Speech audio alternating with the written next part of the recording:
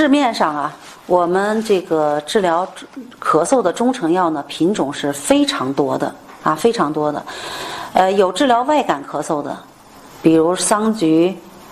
这个桑菊感冒片啊，或者桑菊这个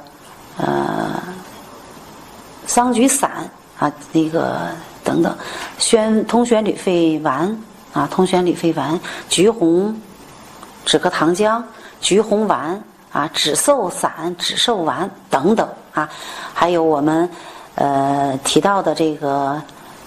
各种止咳糖浆啊，各种止咳糖浆啊，所以说呢，这个品种啊非常繁多啊，种类品种不下100种啊，不下100种，所以在这儿呢，我也不可能一一列举这个详细齐全啊，但是呢，有一个建议，就是我们在临床呢选用中成药啊治疗咳嗽的时候呢，一定要注意它的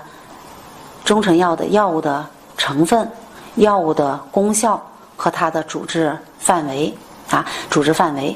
为什么这样说呢？因为咳嗽呢，它分外感咳嗽，分内伤咳嗽，它有寒性的咳嗽，有热性咳嗽啊。所以在用药的时候呢，我们一定要选择对的药物啊，选择对的药物，否则的话呢，就是偏离了药物的这个药效、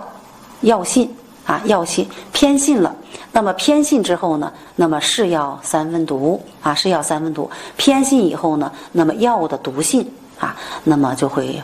起到反作用啊。比如说，我们应该是温肺化痰止咳的，你用了寒凉的药物，那么增加了寒性啊，咳嗽呢不遇反重啊。